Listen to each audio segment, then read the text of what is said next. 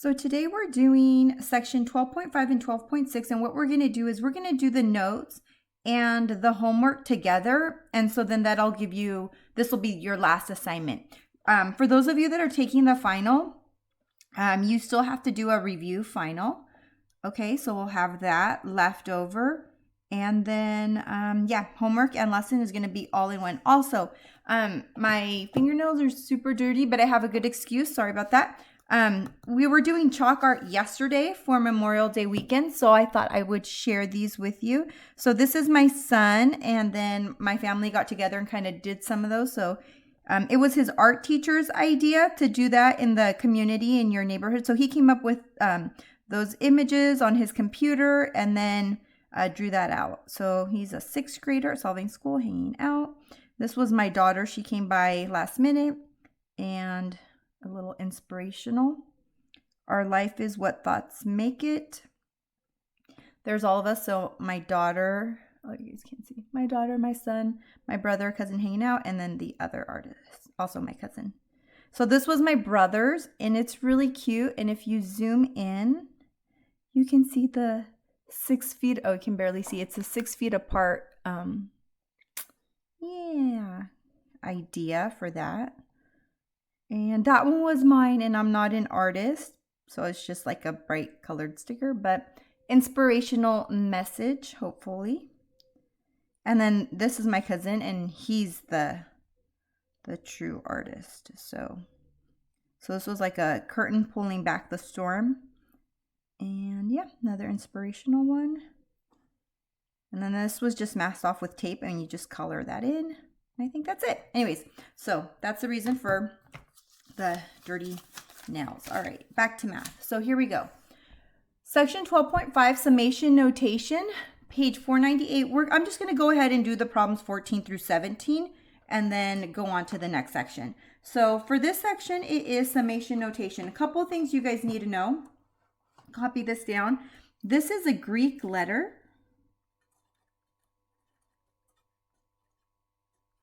Capital letter, Greek capital letter, sigma. And yeah, it kind of looks like an E. And it's also a summation notation which says, oh, you're going to take this equation. They always give you an equation. And you're going to find the sum of that sequence or expand that sequence. So in this case, this number here is where you start. See how they use n? So they're going to say n is 1. And then you're going to expand that. And we'll do that in the next, right here in a minute. Just that's your starting place. If they had used an x, this would be an x. Usually, sometimes you also see like a lowercase I. And that's just, it still means like where you start. And then this number is where you end. Okay? And I hope there's not too bad shadows. So to do the problem, it says number 14 is, if that's your expression 2n minus 7, then that's going to equal 2 times 1 minus 7 plus, same thing, 2 times 2 minus 7, 2 times 3 minus 7,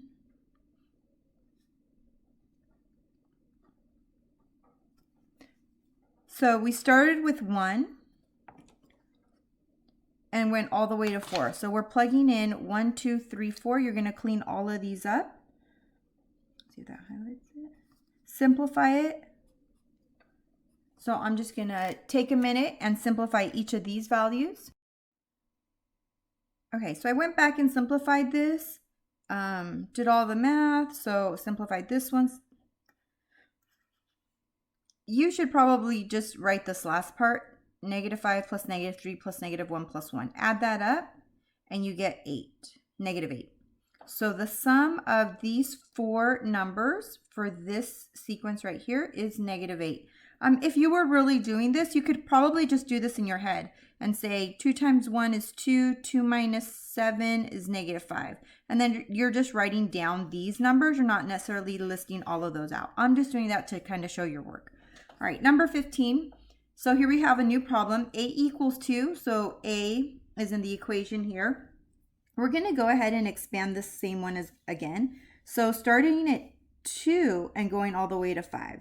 So 5 times 2 plus 5 times 3 plus 5 times 4 plus 5 times 5.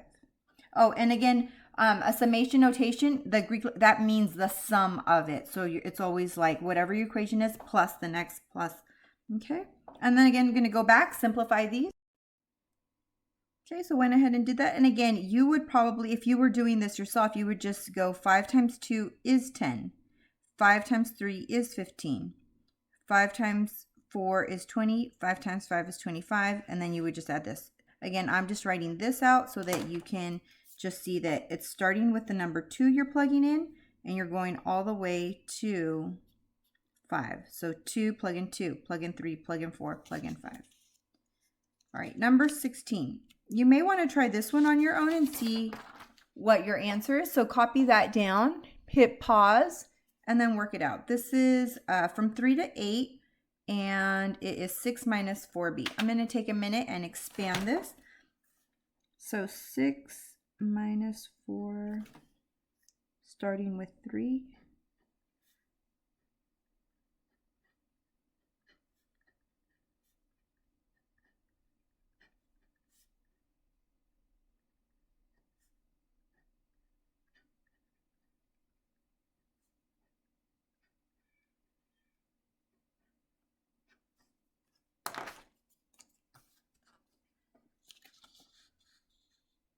So I went through and I plugged in 3, 4, 5, 6, 7, and 8. Gonna go back and then clean it up.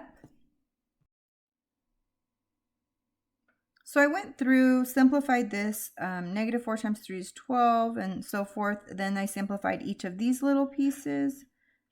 And again, if you were really doing this, you would actually just do this in your head and would say, okay, I'm starting with 3. 4 times 3 is negative 12. Negative 12 plus 6, negative 6. And then do the next one. You probably wouldn't do all of this. And so your answer is negative 96. Hopefully you got that correct.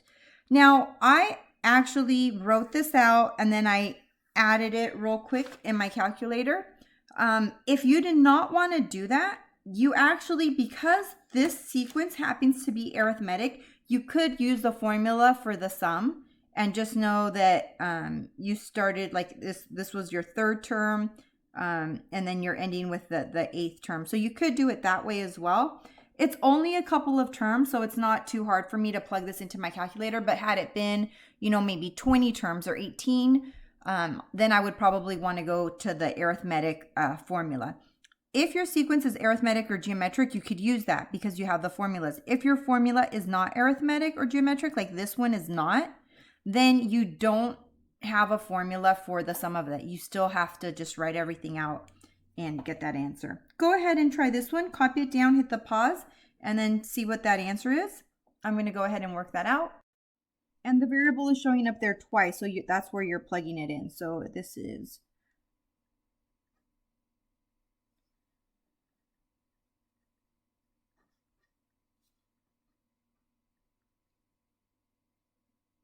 oops, and I copied this problem wrong. There's a squared right there. It's on the inside. Should I leave it alone? Let me see. Okay, so let's see what I did here. So if you did this problem right here, simplifying it, it was 360. Go ahead, if you didn't write anything, just waiting for this, just copy this problem, that's fine. If you, I actually copied the problem wrong in the book. Don't copy 2 different problems. As long as you have one problem copied, that's fine. The one in your book actually had the squared on the inside, so k plus k squared. So this would be 2 plus 2 squared plus 3 squared. So anyways, this was the one that was actually in your book, but I had written it wrong with the 2 on the outside. We'll just, as long as you copy one of those, they're fine. I'm actually going to do 2 more examples because these are a little bit different. So this is problem 23. Copy this all down and then you can just listen as I walk you guys through it. So we already know what this says. It starts at 3, it ends at 7. We're doing the sum of them. And this is a k factorial. That's an exclamation point. Now, what an exclamation point is, by definition, it says that 3 factorial is the same thing as 3 times 2 times 1, all the way down to 1. So 3 times 2 times 1 is 6. This is 4 times 3 times 2 times 1. So 12 times 2, 24. And the same thing, 5 times 4 times 3 times 2 times 1. So I already went ahead and worked all of these out. You can also work these out on your calculator if you, and I think your phone does it as well. Let me play with your phone. So let's just do 5 factorial. So it is 5. On this one, it's a probability thing. So we'll do 5 math. And it is this question mark right there. So that's 5 factorial. If I wanted to find out 6 factorial, then you just type in 6 factorial. If you wanted to do 7 factorial, then you just type in 7 factorial. Okay, so I have those numbers. If you didn't have that, you could also just go, oh, 7 factorial is the same thing as 7 times 6 all the way down. And of course, you don't have to type in the 1, but it gives you the same thing. Okay, so I've already listed those out. Then you just go through and add all of those. Okay, so that's a neat one. That's actually more of a probability thing. And I probably had not given you guys enough time to copy that down because I covered it with the calculator. But let me see if I can find this on your phone where a factorial button is. Yeah, factorial button is X right here with the exclamation. So 7 factorial is 5040. All right, I'll let you guys copy that down, hit pause, and then we'll bump over to 25. Okay, so problem 25 starts at 1 and ends at infinity. How can you find the sum of that? Well, let's first expand it out. They want you to expand it out. So let's expand out a couple of terms. So it's 4 2/5 to the first, oh, and that's an n, plus 4 2/5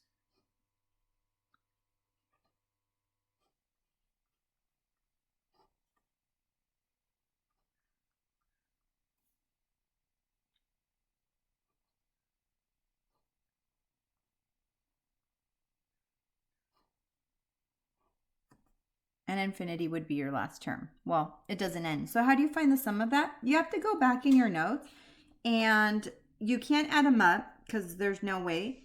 And this actually happens to be what type of a sequence? It's actually a geometric. So you had to go back, find your notes.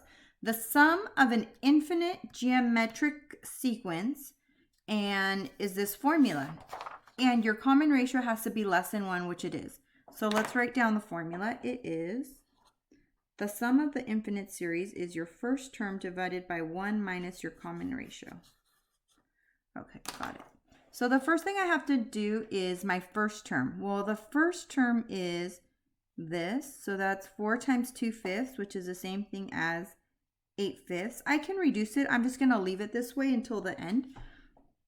Divided by 1 minus your common ratio. Your common ratio is what is like your generator or you're multiplying by every time. So that's the 2/5. Clean this up. 1 minus 2/5. Well, 1 is the same thing as 5/5.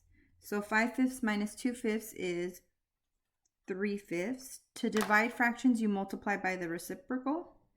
So 8/5 times the reciprocal. So that's going to be 5/3. And last thing you're going to do is multiply straight across or cancel if you can. So your answer is 8/3.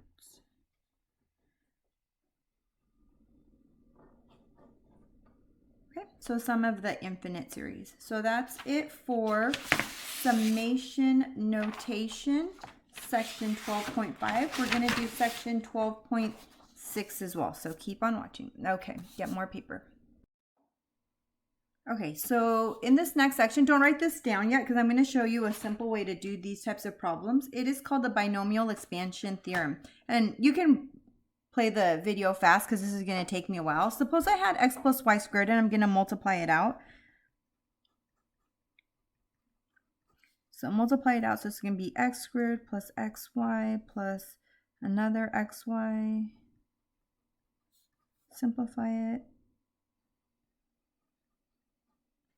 Okay, so now I have that. If I wanted to do x plus y cubed, I know it's going to be 3 of these. X plus y times x plus y times another x plus y. Well, I've already actually multiplied those two, so I know this is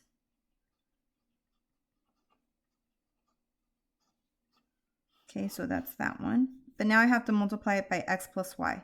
So I'm going to multiply this out again. So x cubed,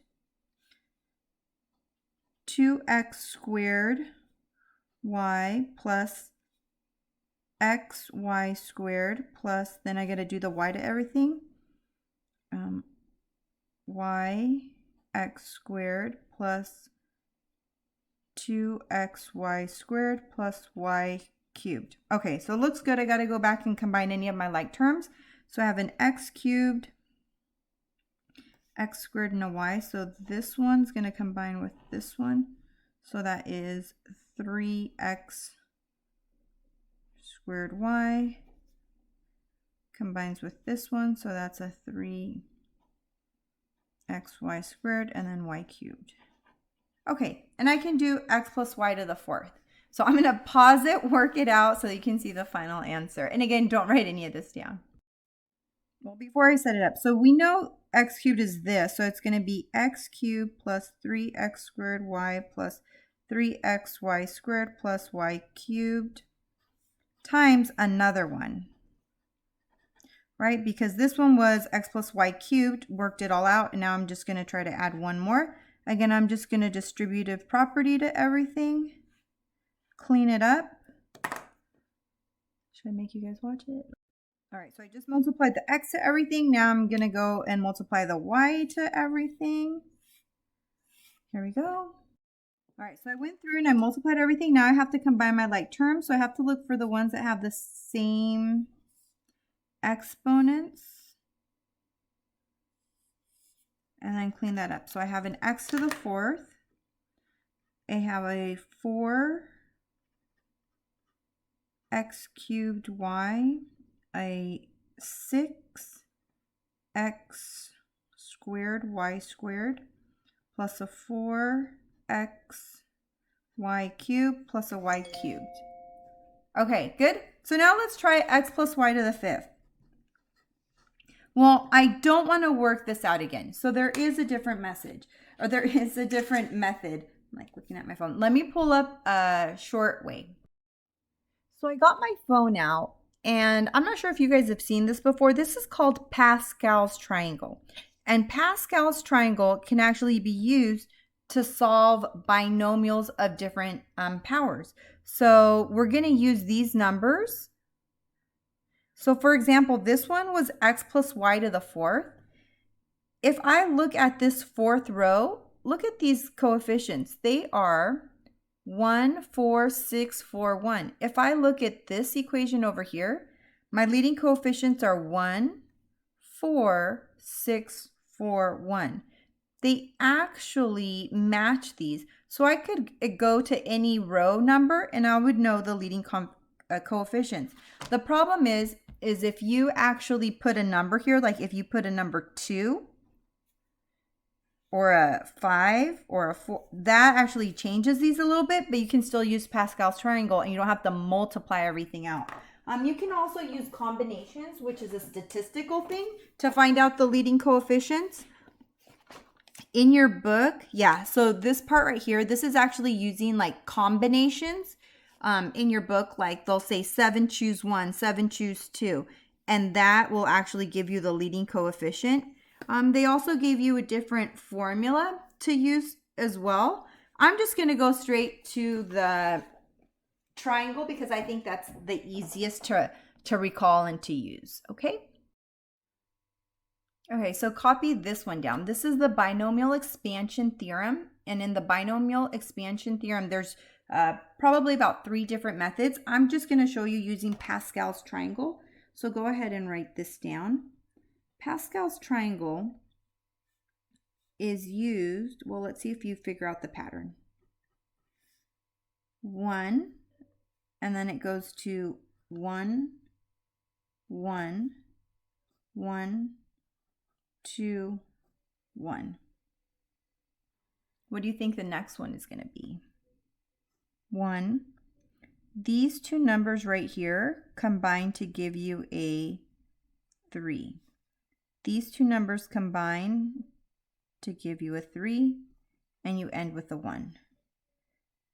1, add these two, 4, add those two, 6, 4, 1. So it's actually really easy, and you can go for as long as you want. The hardest part is always just to remember the top part. So it's 1, 1, 1, and then this one is 1, 2, 1. And then after that, it's easy. So I'll extend it to a couple more rows. Let's see, how many rows should we do?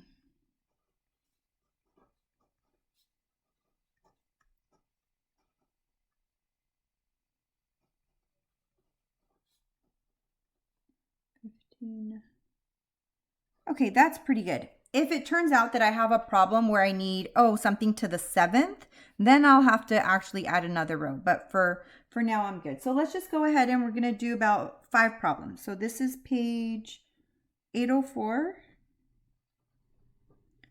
Problems 12, 13, 14, 19, and 20.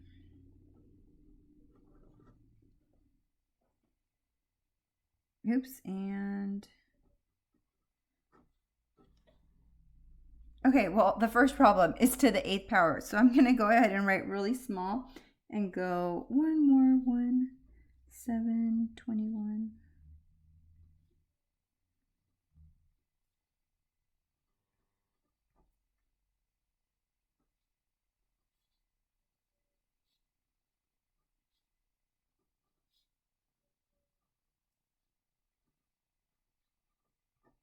Okay. So they actually call this row 0.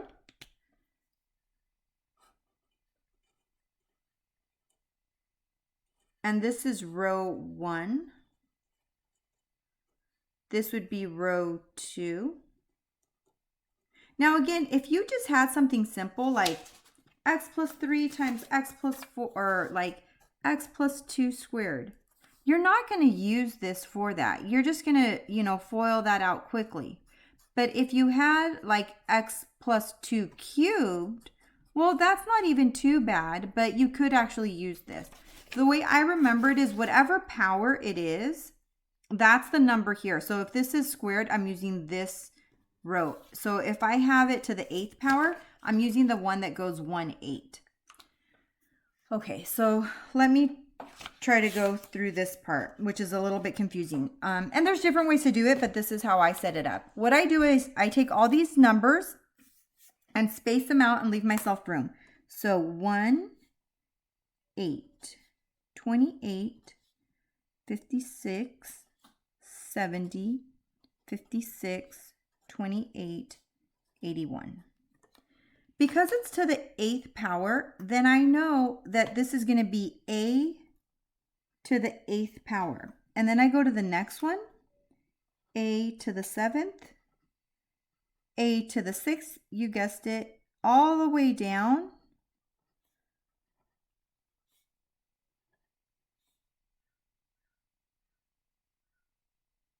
I wrote these too close.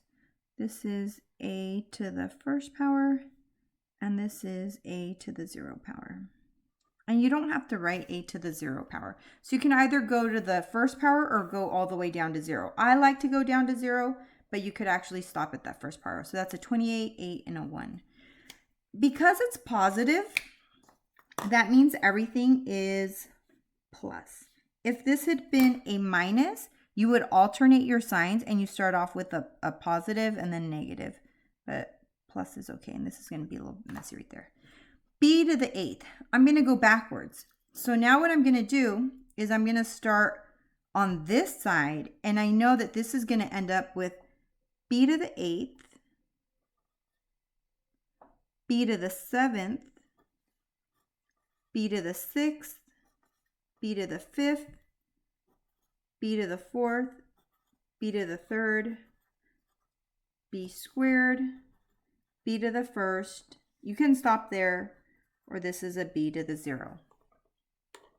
That's how I do it. A couple things to know is you could have just done it this way. Notice that each exponent adds up to 8. 7 and 1, 8. 6 and 2, 8. 5 and 3, 8. 4 plus 4, 8. 3 and 5, 8. 2 and 6, 8. 1 and 7, 8. And here's your 8. And this is a b to the 7th. Let me write that a little neater.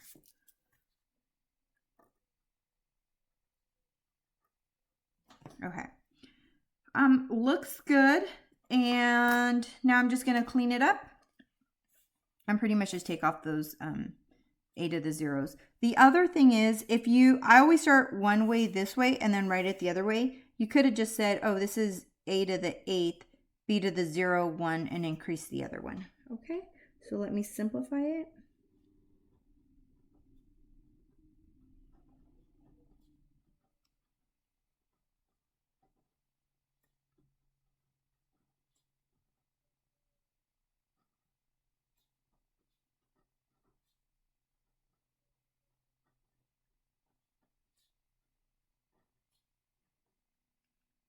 And if you can write small, it'll actually help you because these problems are definitely long.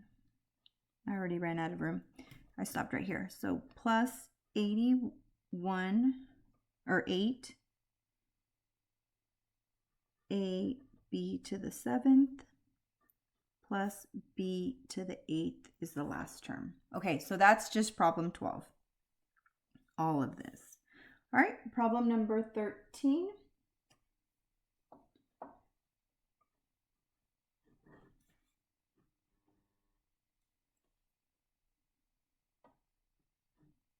Okay, n minus 4 to the 6th. So I'm going to go to my Pascal's triangle and I'm going to write my numbers. Okay, and I'm going to kind of spread them out again. So this is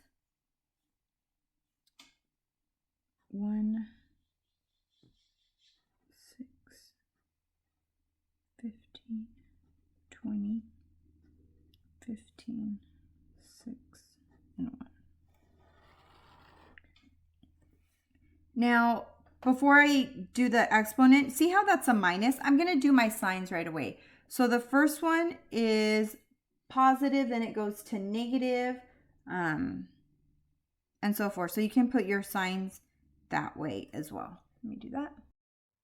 Okay, and let me make sure I don't confuse you with this because that's a minus sign. So if it's positive, it's easy. It's always just everything's positive. If it's a minus sign, the first term is positive, but that means that the first sign that you write is negative. So that's a positive term, minus. Positive, negative, positive. Okay, and it doesn't have to end positive. It can, depending on this, you just always start it here. It could end negative, it could end positive, that doesn't matter. But this first term is positive, and then just alternate your signs along the way. And then do everything else the same way. All right, so I'm going to go n to the 6th power, n to the 5th, n to the 4th, n cubed, n squared, n to the 1st power, and I'm going to do n to the 0 power, which doesn't really matter. All right, now I'm going to go the other way. This is going to be a little bit tricky. So this is going to be 4, and again, you can start here. It's going to be 4 to the 0, 4 to the 1st power, 4 squared, 4 cubed, 4, just go, or just start backwards. So this is going to be 4 to the 6th power, 4 to the 5th, 4, 4.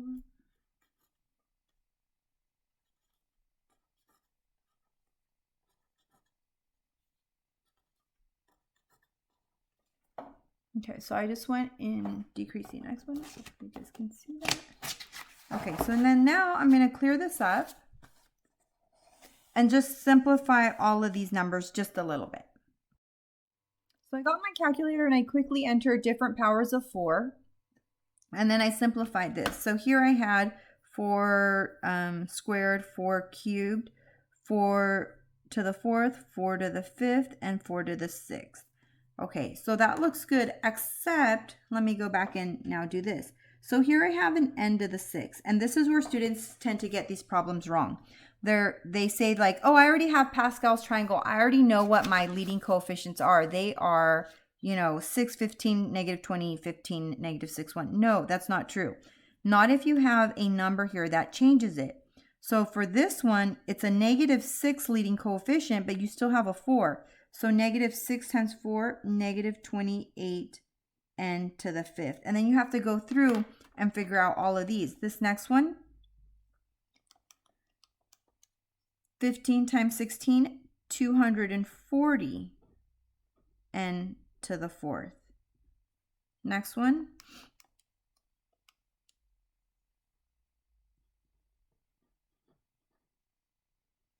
okay, and then you have to go through and simplify all of these. So 15 times 256, 3,840.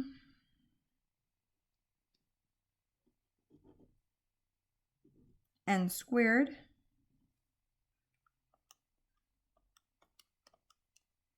Six times 1,024, just n. And then your last term is 4 to the 6th, which was 4,096. So not bad at all. It's just very kind of tedious, and then they're just kind of long. Okay, so number 14, there's lots of places to make mistakes on this one, so we're going to expand it. And again, if you didn't remember this, you could always just go 3c minus d times 3c minus d times 3c minus d times 3c minus d and FOIL it all out, but it's going to be a pain. So I'm going to go here, and it is raised to the 4th power. So these are my leading coefficients, 1, 4, 6, 4, 1. I'm going to go ahead and write those down. So it's a 1, 4, 6, 4, 1. And again, leaving space in between. I noticed that this is a minus right there, so that means that my signs are going to alternate. This first term is positive, so then this becomes a minus, plus, minus, plus. And again, so positive, negative, and it ends up wherever it ends up, either positive or negative, doesn't really matter. Okay, then I'm going to do this one. This is going to be 3c to the 4th power. So this is all 3c to the 4th power. 3c cubed. 3c squared. 3c to the 1st power. And then you don't have to write this one 3c to the 0 power because that's just goes away. But I kind of like to write it. So then I'm going to go backwards. Again, they add up to 4, so we could just say this is d to the 0 power. You don't ever have to write anything to the 0 power. And then go d to the 1st power, d squared, d to the 3rd, and d to the 4th.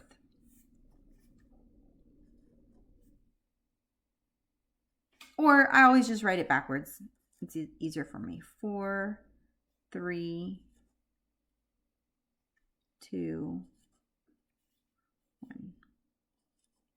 And again, as a quick check, these exponents always have to add up to the number, whatever that number is there. Okay, go through and clean it up. So anything to the 0 power goes away. This is where students get this wrong. This is actually 3 to the 4th power, c to the 4th power, minus 4, 3 to the 3rd power, and c to the 3rd power. 3 squared, c squared.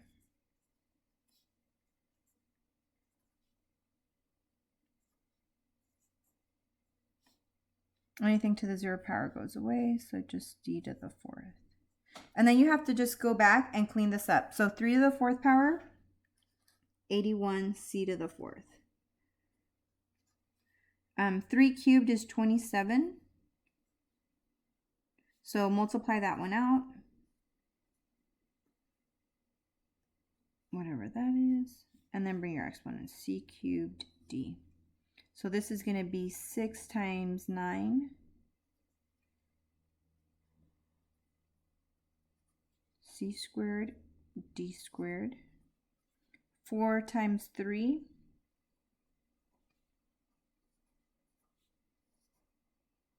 and then d to the 4th.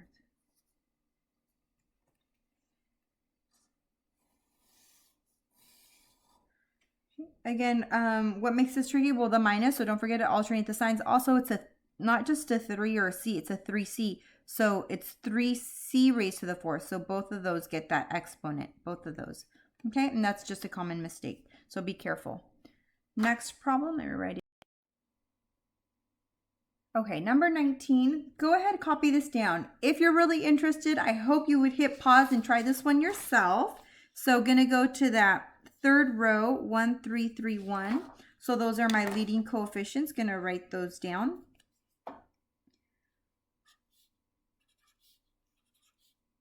Try to do this one on your own, that would be great, okay? And be careful with the exponents. If not, follow along. So this is, actually, I just won't say it. You kind of just watch. Yeah? That sounds good.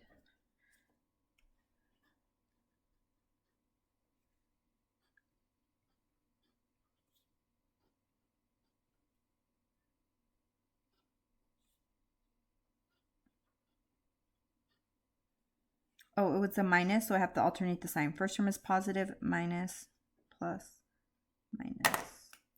This one. And then if you do that, then you don't have to worry about the sign. Like, oh, do I keep the negative? Then it's just going to be 3y.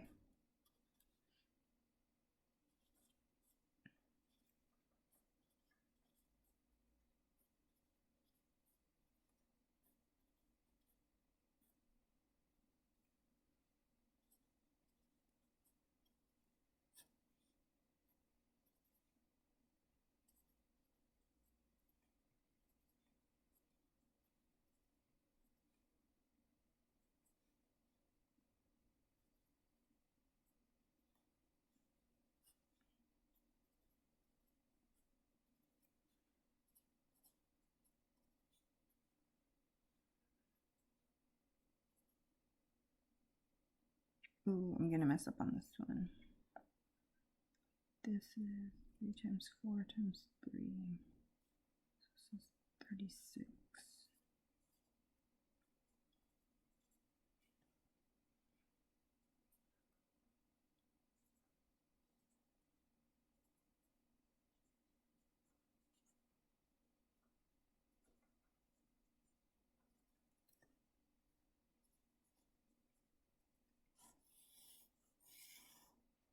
Okay, so you guys can see that I definitely wrote it down, and I will always write this down. And then I usually will just kind of write the numbers above just to kind of simplify them. I don't ever really go straight to this answer. I have to do a step in between just to make sure I don't make a mistake. Okay, so this is finally the last problem. Again, you could copy down, but you should try it. This is a neat problem. So it is to the 4th power, so I'm going to write those down. 1, 4, 6, 4, 1. 1, 4, 6, 4, 1. And then go back and plug in all of these. So it's 3m to the 4th power. Let me clean this up.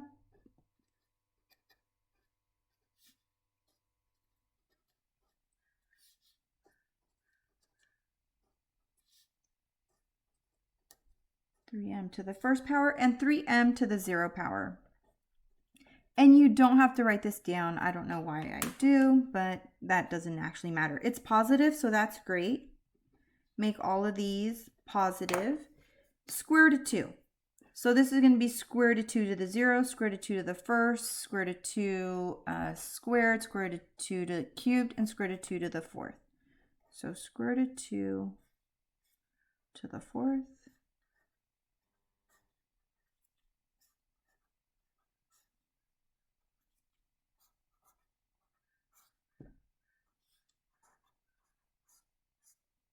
All right, go through and simplify and be careful with this. So you can see that. Okay, there you go.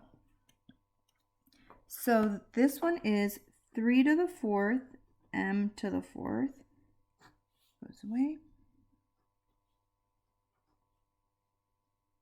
be careful with this one because this is 3 cubed and it's also m cubed. And I think I'm just going to simplify as I go, just to make sure. Okay, so this one is 3 to the 4th. 3 to the 4th is 3 times 3 times 3 times 3, so it's 81.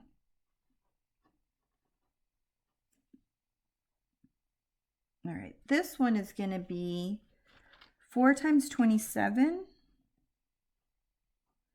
4 times 27 is 108. Square root of 2 to the first is just square root of 2. So this is going to be 108 times the square root of 2, and you have an m cubed. Next one. So this is 6, 3 squared, m squared.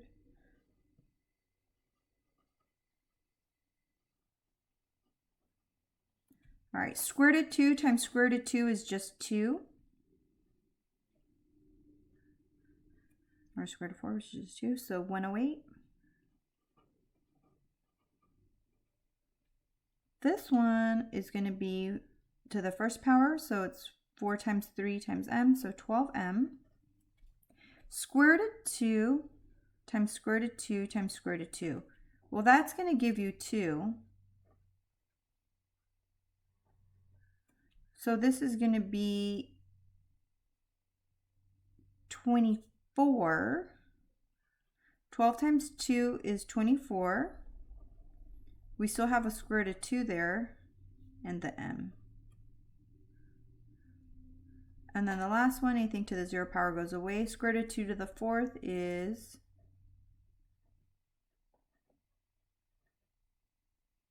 4. That gives you a 2, that gives you a 2. Square roots goes away, so 2 times 2 is 4. All right, that's it. Everything. Okay, so last unit, it was a long lesson. Thanks for hanging in there, and you're done. Okay.